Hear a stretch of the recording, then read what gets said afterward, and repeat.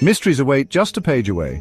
Ready to dive in? Welcome to The Book Reader, where stories unfold one enchanting page at a time. Subscribe now and unlock the magic. Of The Girl Who Played with Fire by Stieg Larsson.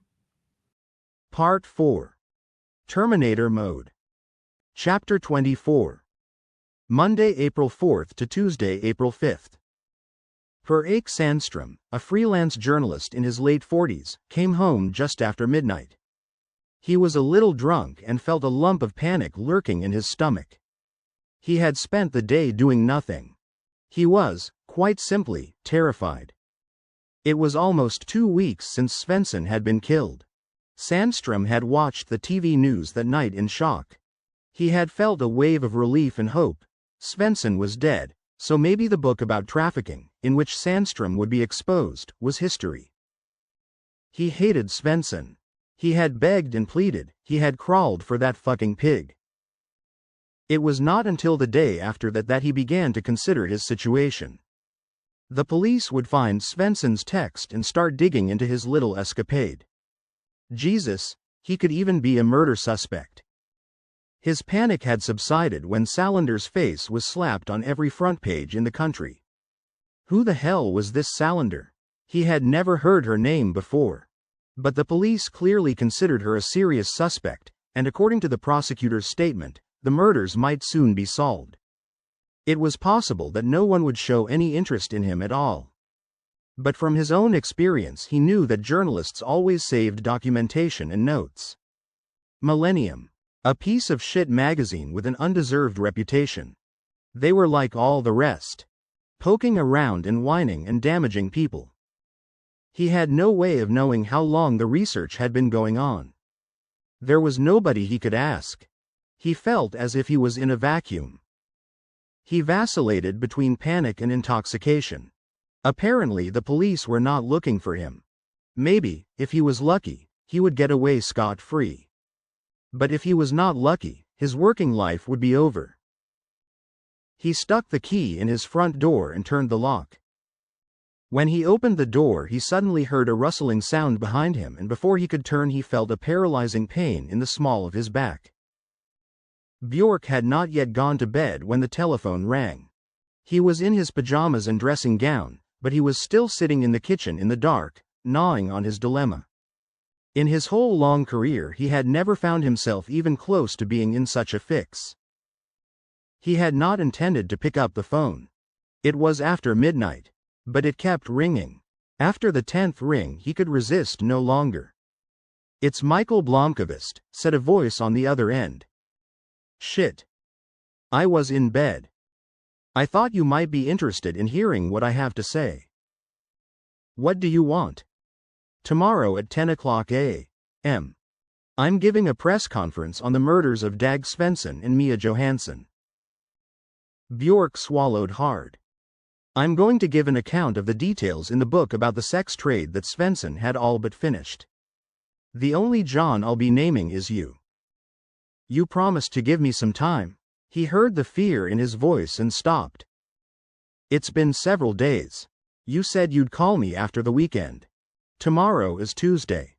Either you tell me now or I'm holding that press conference in the morning.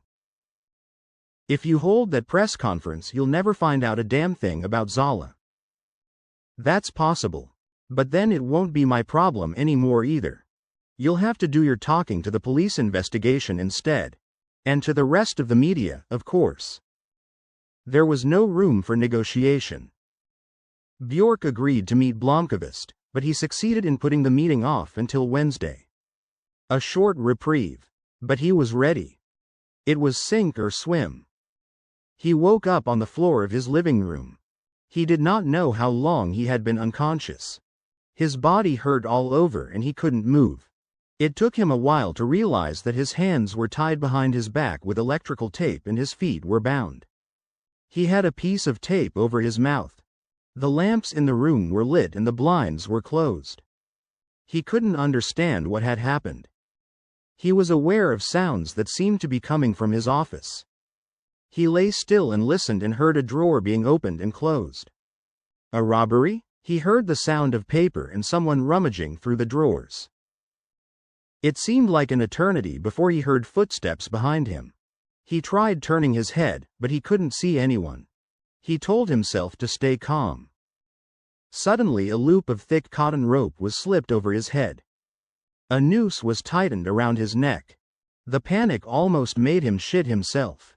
He looked up and saw the rope run up to a block that was fastened to a hook where the ceiling lamp usually hung. Then the person who had assaulted him came into view. The first thing he saw was a pair of black boots. The shock could not have been greater when he raised his eyes. He did not at first recognize the psychopath whose passport photograph had been plastered outside every Pressborough kiosk since Easter. She had short black hair and did not look that much like the picture in the papers. She was dressed all in black: jeans, mid-length cotton jacket, t-shirt, gloves. But what terrified him the most was her face. It was painted. She wore black lipstick, eyeliner, and dramatically prominent greenish-black eyeshadow. The rest of her face was covered in white makeup. She had painted a red stripe from the left side of her forehead across her nose and down to the right side of her chin. It was a grotesque mask. She looked out of her fucking mind. His brain resisted. It seemed unreal. Salander grasped the end of the rope and pulled. He felt the rope cut into his neck and for a few seconds he couldn't breathe. Then he fought to get his feet under himself. With a block and tackle she hardly had to exert herself to pull him to his feet. When he was upright she stopped pulling and looped the rope a few times around a radiator pipe. She tied it with a clove hitch. Then she vanished from his field of vision. She was gone for more than 15 minutes. When she came back she pulled up a chair and sat in front of him. He tried to avoid looking at her painted face, but he could not help it. She laid a pistol on the living room table. His pistol. She had found it in the shoebox in the wardrobe. A Colt 1911 government. An illegal weapon he had had for several years. He had bought it from a friend but never even fired it.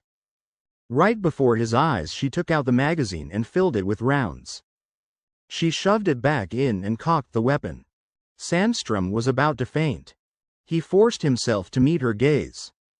"I don't understand why men always have to document their perversions," she said.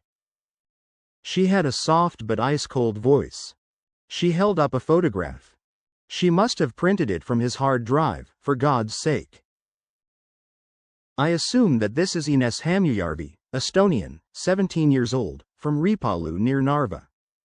Did you have fun with her?" The question was rhetorical. Sandström had no way of answering. His mouth was taped shut and his brain was incapable of formulating a response. The photograph showed.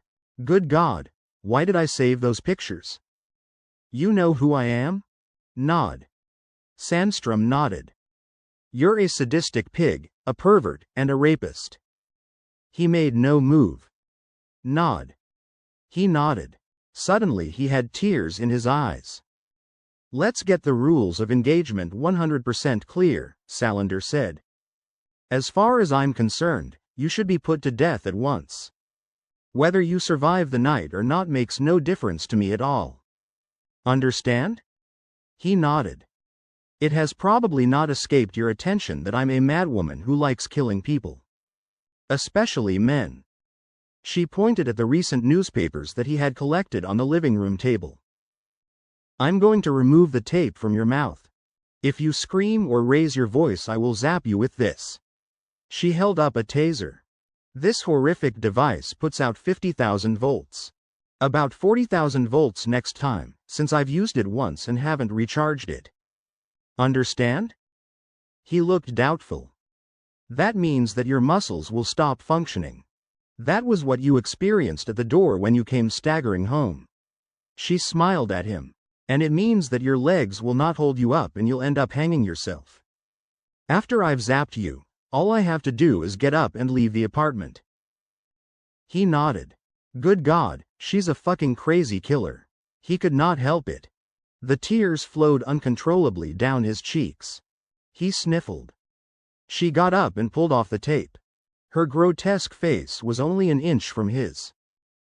"Don't say a word," she said.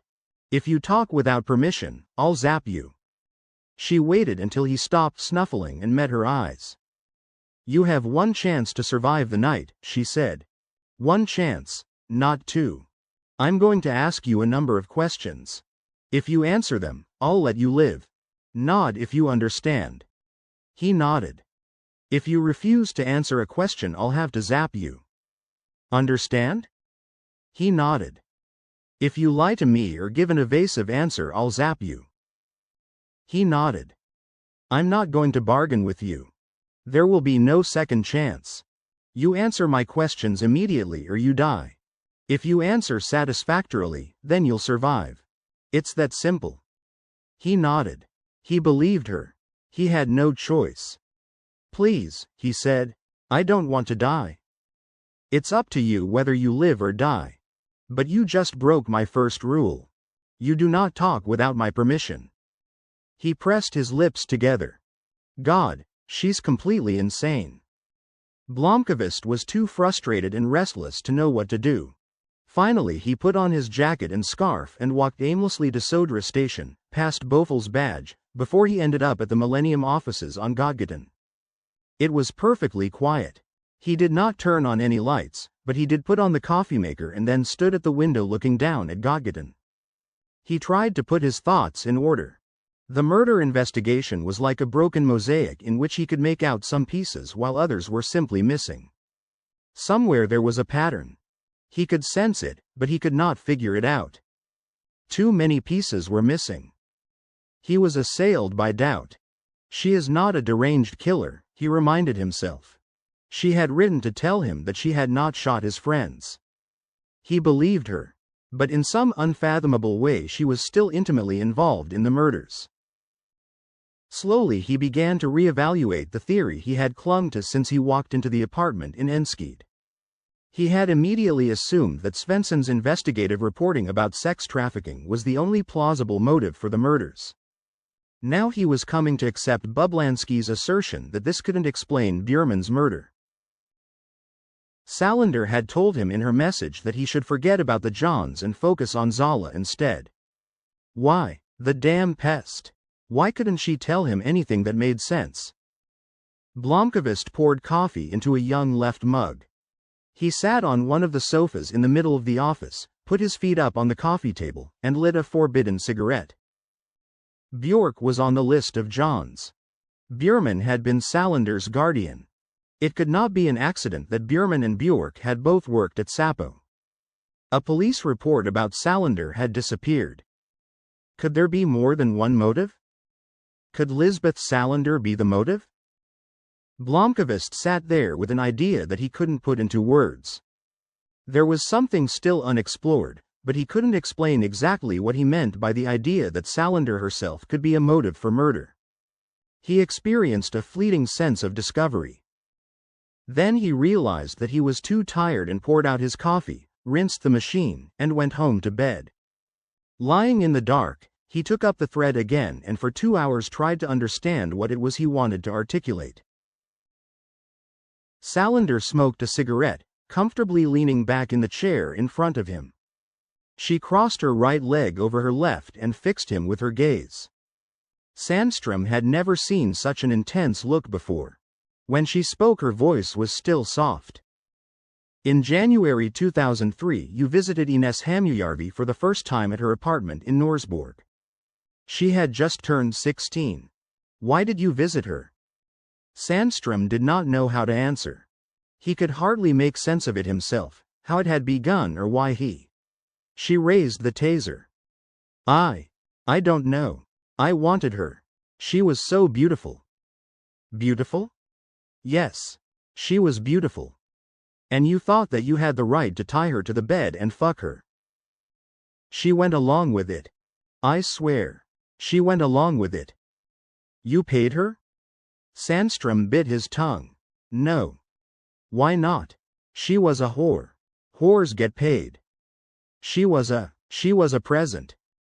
A present? Her voice had taken on a dangerous tone. It was in return for a favor I did someone. Per ache, Salander said in a reasonable tone, you wouldn't be trying to avoid answering my question, would you? I swear. I'll answer anything you ask. I won't lie.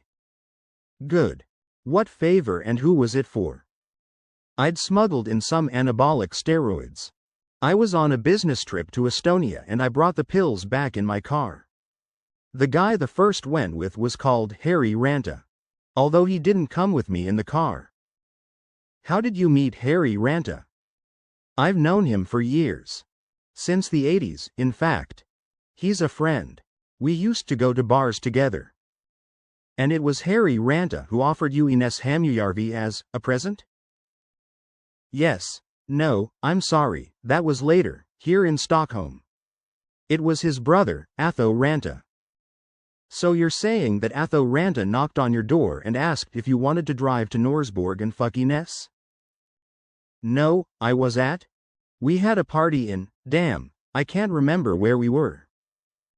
He was suddenly shaking uncontrollably and felt his knees begin to give way. He needed to brace his legs against something to stand upright. Answer calmly, Salander said. I'm not going to hang you because you need time to collect your thoughts. But the minute I get the idea you're trying to dodge a question, then, pow. She raised her eyebrows and to his astonishment looked angelic. As angelic as anyone could look behind such a hideous mask. Sandström swallowed. His mouth was dry as a bone, and he could feel the rope tightening around his neck. Where you went drinking isn't important. How come Atho Ranta offered you Ines? We were talking about. I told him that I wanted. He realized he was crying. You said that you wanted to have one of his whores. He nodded. I was drunk. He said that she needed. What was it she needed? Atho said that she needed punishment. She was difficult. She didn't do what he wanted. And what did he want her to do? Whore for him. He offered me. I was drunk and didn't know what I was doing. I didn't mean. Forgive me. He snuffled. It's not me you need to ask for forgiveness. So you offered to help Atho punish Ines and the two of you drove over to her place. That's not how it was. Tell me how it was. Why did you go with Atho to her place? She balanced the taser on her knee. He was shaking again. I went because I wanted to have her. She was there and she was available. Ines lived with a girlfriend of Harry Ranta's. I don't think I ever knew her name. Atho tied Ines to the bed and I had sex with her. Atho watched. No, you didn't have sex with her. You raped her. He said nothing. Or what? He nodded. What did Ines say? She didn't say anything. Did she protest? He shook his head. So she thought it was cool that a middle-aged dickwad tied her up and fucked her. She was drunk. She didn't care. Salander sighed in resignation. Okay. And then you kept on going to visit Ines. She wanted me. Bullshit. He looked at Salander in despair. Then he nodded. I raped her. Harry and Atho had given permission. They wanted her to be trained. Did you pay them? He nodded. How much? It was a friendly deal. I helped out with the smuggling. How much? A few grand altogether. In one of your pictures Ines is here in the apartment. Harry brought her here. He snuffled again. So for a few thousand you got a girl you could do with as you pleased. How many times did you rape her? I don't know, several times. Okay. Who runs this gang? They're going to kill me if I rat on them. I don't give a shit. Right now I'm a much bigger problem for you than the Ranta brothers. She held up the taser. Atho. He's the older one. Harry is the fixer. How many more are there in the gang? I only know Harry and Atho.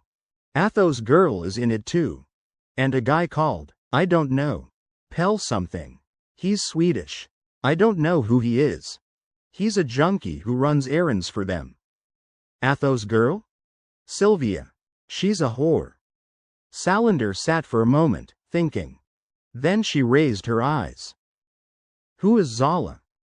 Sandström turned pale. The same question that Svensson had hounded him about. He said nothing for so long that he noticed the girl was getting pissed off. "I don't know," he said. "I don't know who he is." Salander's expression darkened. "You've been doing fine up to now. Don't throw away your only chance," she said. "I swear to God, honest. I don't know who he is. The journalist you shot." He stopped. It might not be a good idea to bring up her massacre in Enskede. "Yes?" "He asked me the same thing. I don't know. If I knew I'd tell you. I swear. He's somebody Atho knows." "You've talked to him?" "Just for a minute once on the phone. I talked to someone who said his name was Zala. Or rather, he talked to me." "Why?"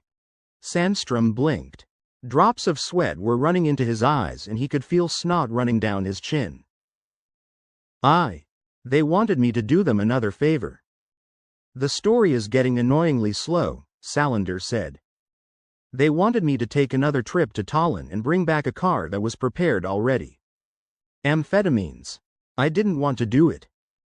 "Why not?" "It was too much.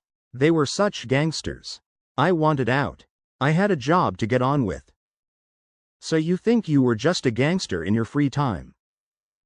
"I'm not really like that." "Oh, right." Her voice contained such contempt that Sandström closed his eyes. "Keep going. How did Zala come into the picture?" "It was a nightmare." The tears were running again. He bit his lip so hard that it began to bleed. "Boring," Salander said. "Atho kept after me about it. Harry warned me and said that Atho was getting angry and that he didn't know how it would pan out. Finally I agreed to meet Atho. That was in August of last year. I drove to Norsborg with Harry." His mouth kept moving but the words disappeared. Salander's eyes narrowed. He found his voice again. "Atho was a nutcase. He's very brutal. You have no idea how brutal he can be. He said that it was too late for me to pull out and that if I didn't do as he said I wouldn't be allowed to live. He was going to give me a demonstration." "Oh yeah?" "They forced me to go with them. We drove towards Södertälje. Atho told me to put on a hood. It was a bag that he tied over my eyes. I was scared to death." "So you were in a car with a bag over your head. Then what happened?" "The car stopped. I didn't know where I was." "Where did they put the bag on you?" "Just before Södertälje." "And how long did it take you to get there?" "Maybe half an hour. They got me out of the car.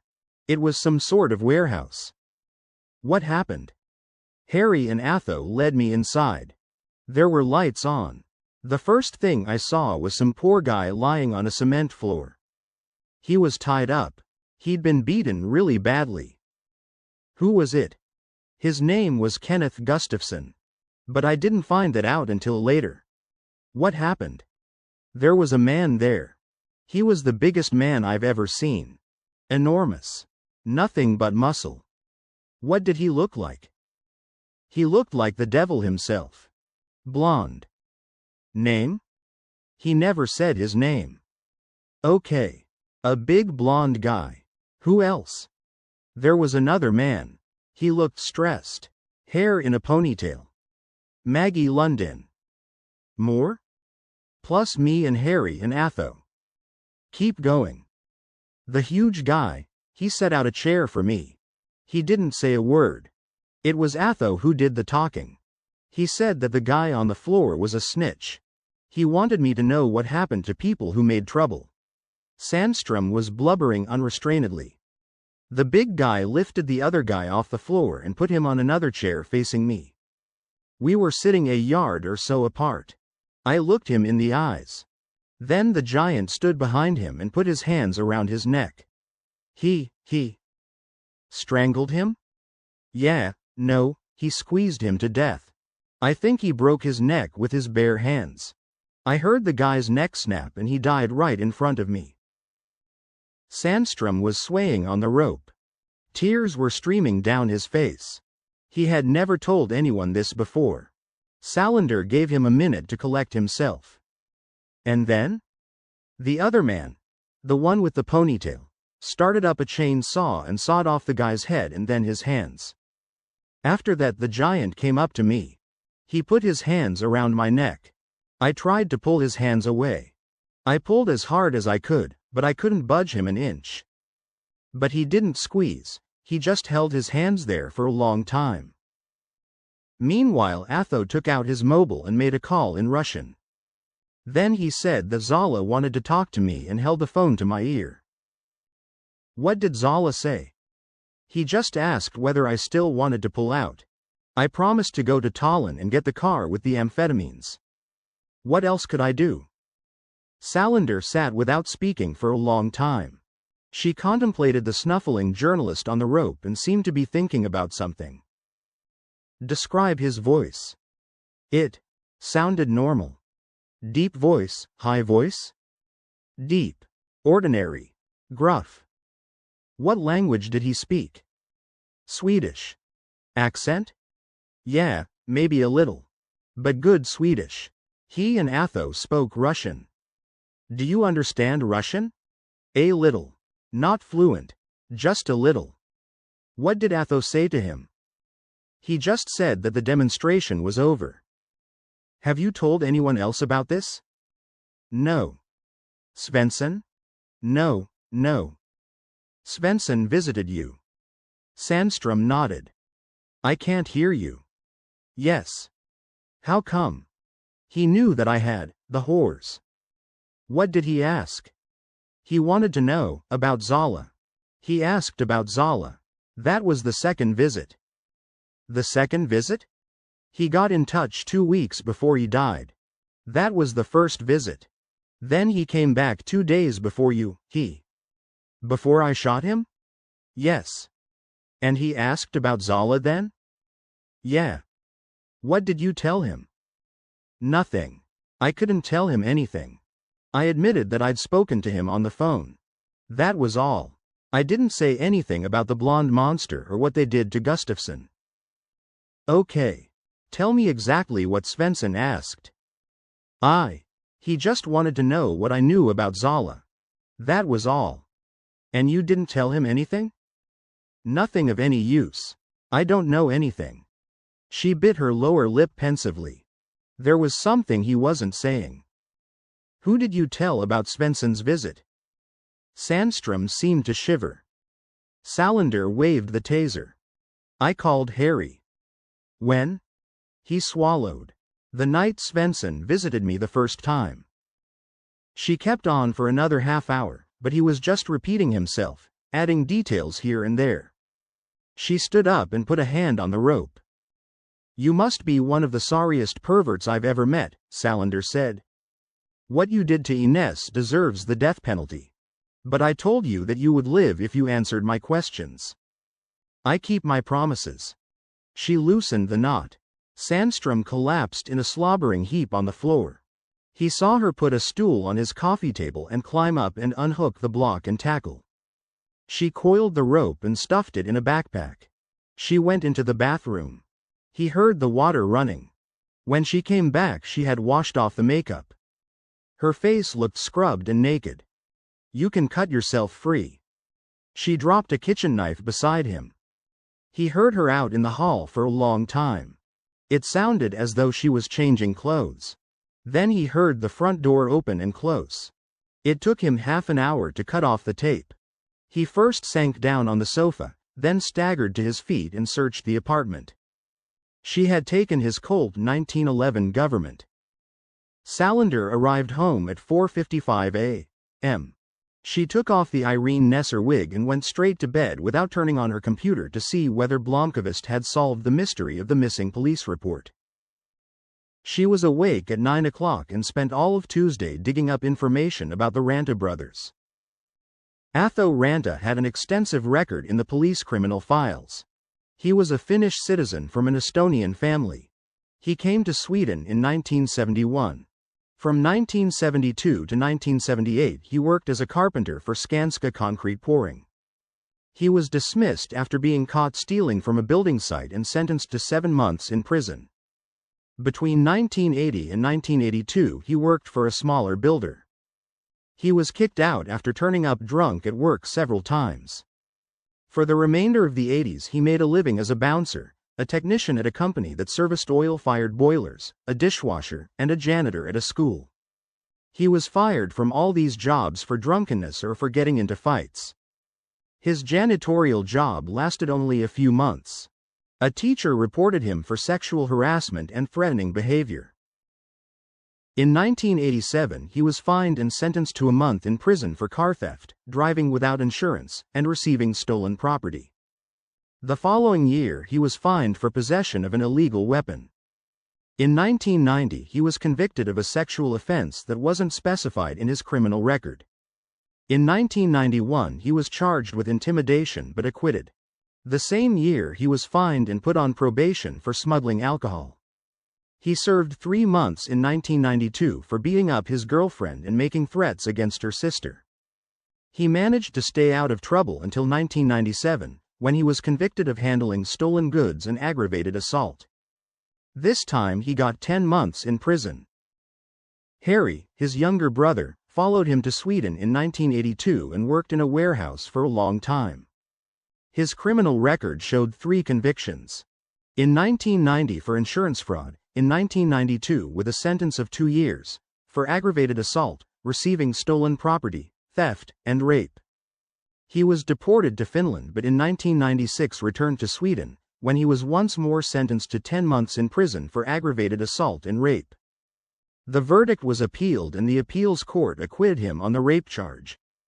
But the conviction for assault was upheld, and he served 6 months. In 2000 he was charged again, this time for intimidation and rape. The charges were later dropped and the case dismissed. Salander traced their last known addresses. Athos was in Norsborg, Harry's in Alby. Paolo Roberto got Miriam Wu's answering machine for the 15th time. He'd been to the address on Lundagatan several times already that day. No one answered when he rang her doorbell. It was past 8 o'clock on Tuesday evening. She had to come home sometime, damn it. He understood that Wu would want to stay out of sight, but the worst of the media blitz had subsided. He might as well sit outside the door of her building in case she turned up, even if it was only for a change of clothing. He filled a thermos with coffee and made himself some sandwiches. Before he left his apartment he made the sign of the cross in front of the crucifix and the Madonna. He parked about 100 feet from the entrance on Lundagatan and pushed back the seat to make more room for his legs. He played the radio at a low volume. He taped up a photograph of Wu that he'd cut out of a newspaper. She looked great, he thought. He patiently watched the few people walking past. Miriam Wu was not one of them. Every 10 minutes he dialed her number. He gave up trying to call at around 9 o'clock when his mobile told him that the battery was almost dead. Sandström spent Tuesday in a state approaching apathy. He had slept the night on the sofa in the living room, incapable of going to bed and unable to stop the sobbing fits that regularly overcame him. On Tuesday morning he went down to Systembolaget in Solna and bought a bottle of Skane aquavit. Then he went back to his sofa and drank half of it. Not until later did he come to a clear understanding of his situation and begin to consider what he could do about it. He wished that he had never heard of the Ranta brothers and their whores. He could not believe that he had been so stupid as to let himself be enticed to the apartment in Norsborg where Atho had tied the heavily drugged Ines Hamujärvi to a bed with her legs spread, then challenged him about who had the bigger rod. They had taken turns, and he had won the contest for the greater number of sexual feats performed that night. The girl woke up once and tried to resist. Atho spent half an hour alternating between slapping her and filling her with drink, after which she was pacified and he invited Sandström to continue the sport. Fucking whore. How could he have been so stupid? He could hardly expect any mercy from Millennium. They made their living with that type of scandal. He was scared to death of the madwoman Salander. Not to mention that blonde monster. Obviously he couldn't go to the police. He wasn't going to be able to manage on his own, and the problem wasn't going to go away by itself. There was only one slim possibility open to him, one place where he could expect an ounce of sympathy and maybe a solution of sorts. He was clutching at straws, but it was his only option. That afternoon he gathered his courage and called Harry Ranta's mobile. There was no answer. He kept trying until 10 o'clock that night. After thinking about the matter for a long time, and fortifying himself with the rest of the aquavit, he called Atho Ranta. It was Atho's girlfriend Sylvia who answered. She told him that the Ranta brothers were on vacation in Tallinn. No, she did not know how to reach them. No, she had no idea when they would be back. They would be in Estonia for quite a while. She sounded glad of that. Sandström wasn't sure if he was depressed or relieved. It meant that he didn't have to explain things to Atho. But the underlying message, that the Ranta brothers had decided to take a breather in Tallinn for the foreseeable future, did not do much to calm Sandström's nerves. And that marks the end of the current chapter. Thank you for listening to The Book Reader. Stay tuned for the next episode tomorrow. Please subscribe for updates.